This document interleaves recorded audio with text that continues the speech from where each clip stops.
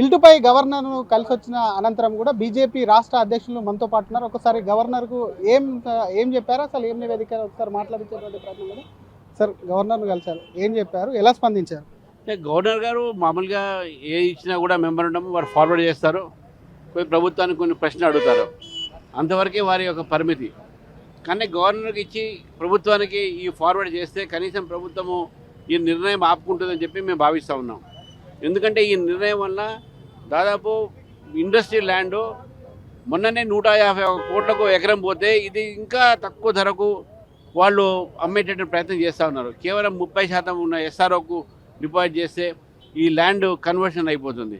కాబట్టి దీనివల్ల ఏంటంటే ప్రభుత్వానికి ఒక లాస్ కూడా ఉన్నది వారి ఖజానాకు.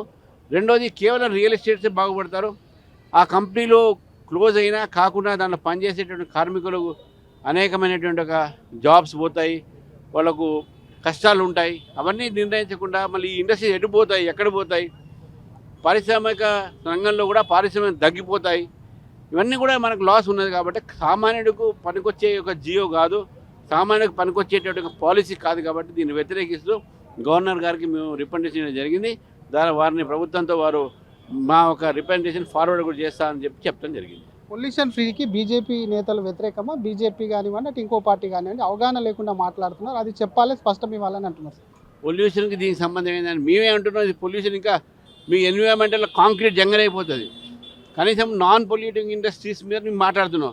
పొల్యూటింగ్ ఇండస్ట్రీ మీరు బయట పంపే మేమే అడుగుతాం, అది ఎవరు దానికి అడ్డం. కానీ non polluting industries, employment generating industries దాన్ని ఎందుకు మీరు బంద్ చేస్తారు అని మేము అడుగుతా ఉన్నాం. నెక్స్ట్ స్టెప్ ఏంటి సార్? ఒకవేళ ఎందుకంటే ఆపకపోతే ఒక రాష్ట్ర అధ్యక్షులుగా మీరు ఏం చెప్తారు, నెక్స్ట్ ఎలా వెళ్తారు? మేము దీన్ని వ్యతిరేకిస్తాం, దీని మీద పోరాడతాం.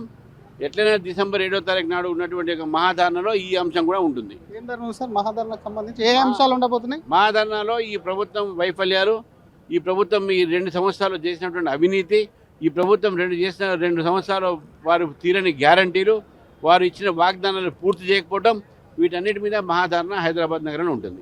Thank you sir. ఇది అసలు పొల్యూషన్ ఫ్రీ చేయాలంటే కాంక్రీట్ జంగల్ చేయాలా, కాంక్రీట్ జంగల్ చేస్తేనే పొల్యూషన్ పెరుగుతుంది. కాబట్టి గవర్నర్కు కూడా ఒకవైపు వినతి ఇచ్చాము, దీనికి సంబంధించిన అంశాలన్నీ చెప్పాము. నెక్స్ట్కి సంబంధించి నెక్స్ట్ స్టెప్ కూడా ఈ నెల 7వ తేదీన మహాధర్నా ఉంది కాబట్టి దానికి సంబంధించి కూడా మహాధర్నాలో ఈ అంశాన్ని కూడా పొందుపరుస్తాం. తీసుకొచ్చినటువంటి జీవో ఆపే వరకు కూడా పోరాడతామని బీజేపీ రాష్ట్ర అధ్యక్షులు ఎన్ రామచంద్రరావు అంటున్నారు. కెమెరామెన్ గజపతో Sridhar, RTV Hyderabad. Local to global news at your finger tips. మీ చేతిలో ఒక ఆయుధం. డౌన్లోడ్ రా TV app. Media legend Ravi Prakash is back.